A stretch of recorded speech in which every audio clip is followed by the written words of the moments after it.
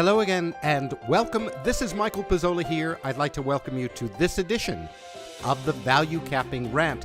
And the subject of today's rant is the 2015 Arkansas Derby, to be run Saturday, April 11th, 2015 at Oaklawn Park. Now, I'm speaking to you on April 9th, so I don't have the scratches. I don't know what the weather conditions are, but there's a lot to be learned from this race and some of the other races on the card.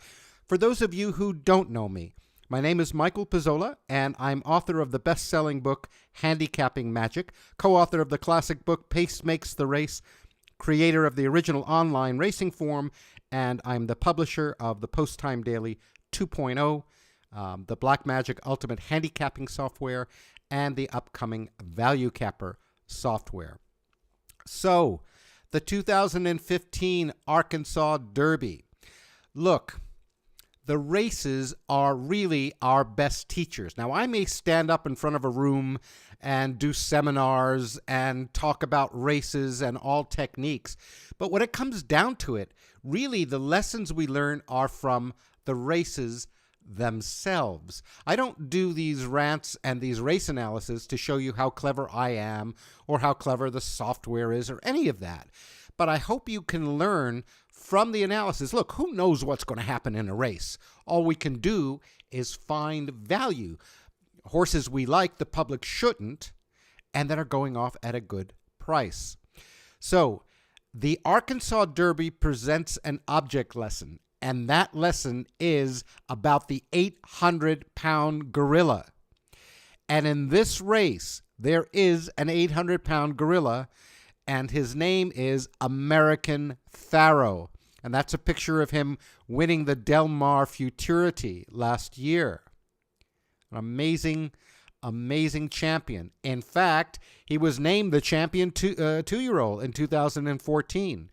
After failing to win his very first race, his maiden race, he won the Del Mar Futurity, a grade 1.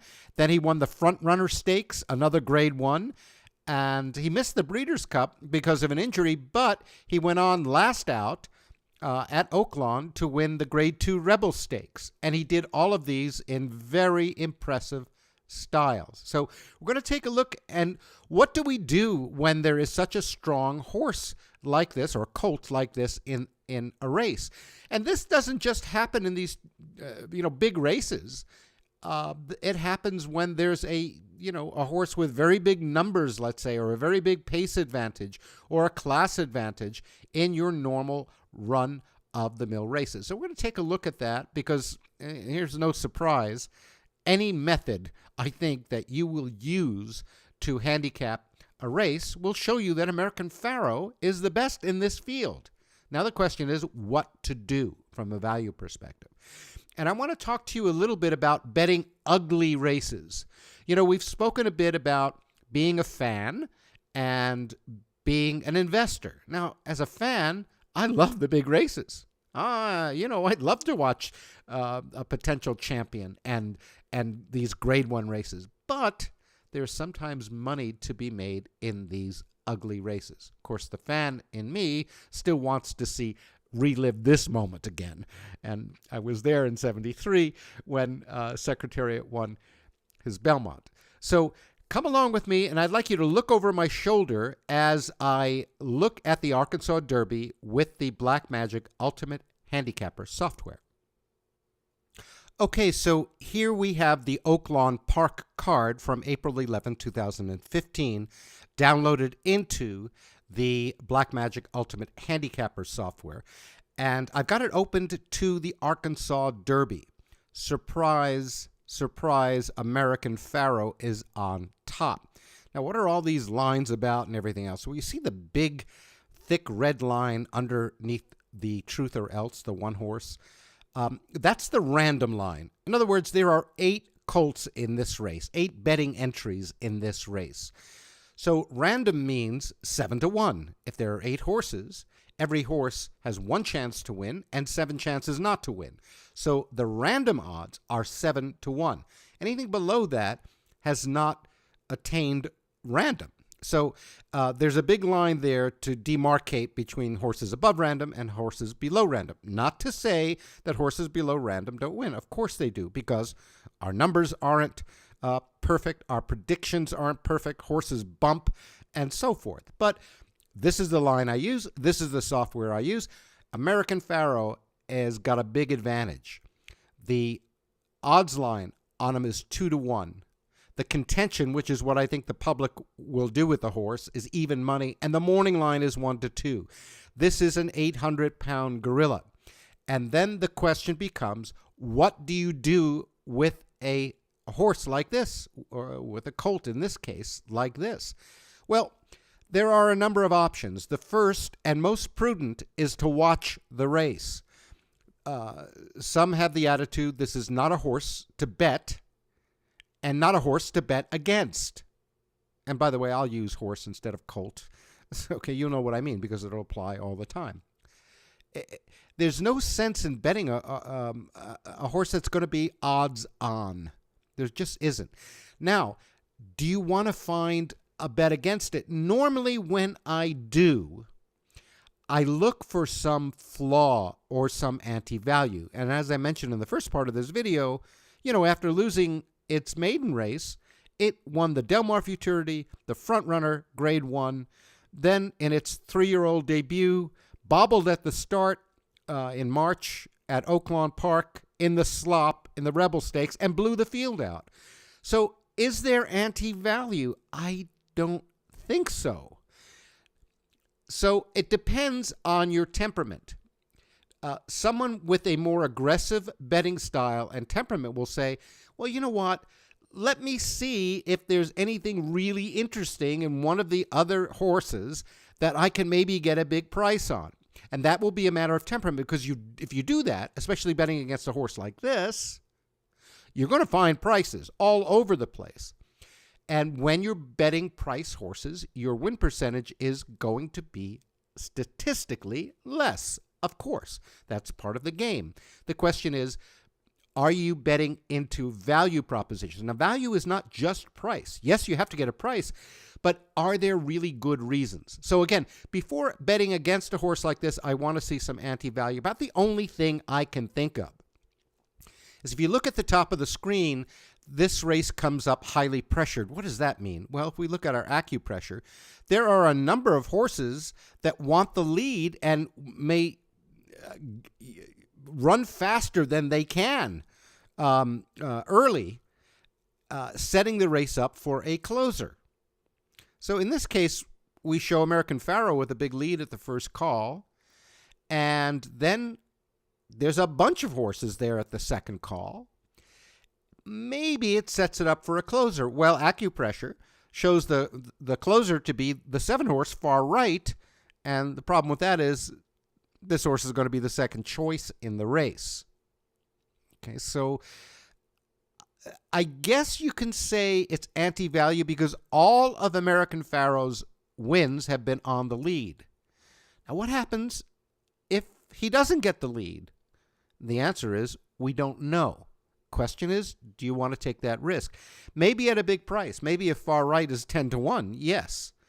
The other one, now you can go looking even more, and the other horse above random, well, there's Made from Lucky, who ran with American Pharoah in the Rebel. He finished second to him, but six lengths back.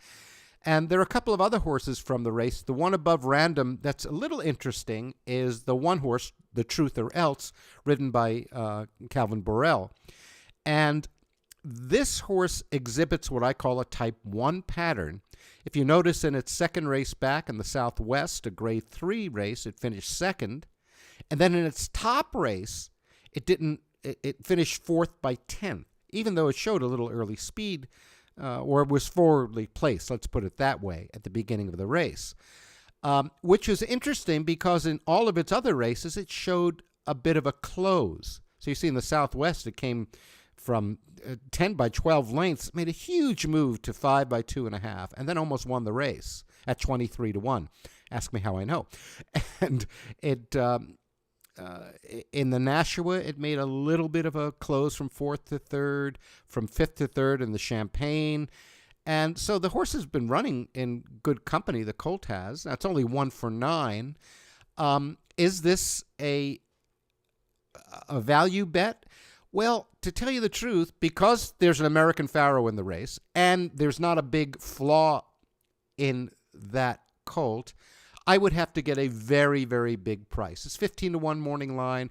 I would say if I got over 20 to 1 on the truth or else, I might take a shot, even knowing that it's not my quote-unquote best horse. Now, if American Pharaoh was on a layoff and wasn't working well, if it had some other flaw that you don't usually see in these big races, then I'd be a little more aggressive, and maybe I would take something more in the 15 to 1 range. But I'd have to get a very big price on this. Does it have a shot? Of course. And those of you who are fans of this kind of thing, it's putting blinkers on. I'm not quite sure what that will do, but it's a change of equipment. It's got Calvin Borel. He's in the 1 hole. He'll be coming from behind. And, at a long enough price, 20 to 1 and up, I might take it because it's the only one of these colts with a pattern above the random line. Now, I told you that very often on these big days, the undercards are interesting to look at. In other words, the other races at those big tracks, because they tend to get ignored, and not only ignored, but the public. There's a lot of amateur money into those races, and the kind of analysis and focus that are on the big races aren't in there, and so they tend to bet favorites and make bad favorites. I noticed a couple of races that might be interesting, depending again on what the prices are. The first race. Now again, we go from this champion Arkansas Derby to a $10,000 claimer. But the horse right at the top, Ritzmaster, the 9, is interesting. He's at the top of the line at 5 to 1. His contention is 8 to 1, which means I think he'll be, in the 8 to 10 to 1 range. And his morning line is 20 to 1. Now, he's got that same kind of pattern. It doesn't show up for a technical reason, which I won't get into, and having to do with the recency of the races. But if you'll notice in his second race back, he won the race. Top race, he showed some early speed and then faded. The public hates that. And yet his back numbers are pretty darn good, even though, admittedly, they're coming from Delta Downs and Louisiana Downs, which sometimes translate to Oaklawn Park and sometimes don't. The thing that interested me is when I look at acupressure, this horse figures to have a very good lead at the first and second call. And so, this is a very easy value call. If I get something in the 10 to 12 to 1 range, I'll be investing. Now, again, this may hurt your eyes after we looked at the Grade 1 Arkansas Derby, but here's another. There's a maiden race on the card, the 9th race at Oaklawn that day. And again, at the top of the odds line is the 5 horse P Shooter Pro, 5 to 1 on the odds, 16 to 1 in contention, and 20 to 1 on morning line. And he's got what I call a type 2, which means he showed some early speed in his second race back. And then in his top race, didn't run so well, at least to the public didn't. It's not going to look like that, although he did move forwardly after being bumped, forced in, and steadied. So it's only had 4 races. It's finished second twice, and then it showed a couple of decent races, nothing great, but then again, doesn't have to be too great in this field. So again, I'm 5 to 1 on my odds line, morning line 20 to 1, my contention line 16 to 1. This is the kind of horse I would take at 9, 10 to 1 and up. He's got a nice pattern. He's at the top of my line, and this is the kind of horse that can win at a potential price. Again, it's an ugly race. If you look at some of the finishes for some of the other, the other horses in this race, there's some lightly raced horses and so forth. Again, the key to this is getting the price. But going back to the Arkansas Derby, American Pharaoh is a stickout. The race is highly pressured. We don't really know how the colt will respond to the pressure. If it's the champion that everyone seems to think it is, it will win for fun. If not, you might look for a closer like far right, but I don't think the price is going to be there to warrant a bet on that. Or a real long shot, the truth or else, with Calvin Borel on the rail. Well, other than the races and what the outcome, which, hey, they're horse races. We know that. We're all big boys and girls here. We know you can't predict with certainty anything in life, certainly not a horse race, but we can make intelligent bets. On American Pharaoh, I would have to get a very, very big price on the truth or else, take a shot against it. On those other races I showed you, a little less of a price necessary, because I don't have an 800-pound gorilla in a race. They're ugly-looking races that may get overlooked, and I have reasonable horses right at the top of my line. Well, I hope you've enjoyed that. I hope you've learned something other than, who do you like in the Arkansas Derby from this analysis, and how the principles of value capping applies to these Derby preps. Thank you so much for taking this time to watch this video, to let me talk with you about the game that we love. And thank you, all of you who have written me, so much for your support and encouragement. Until next time, this is Michael Pizzolla saying be well, enjoy, and let the bet make you. I'll talk to you soon.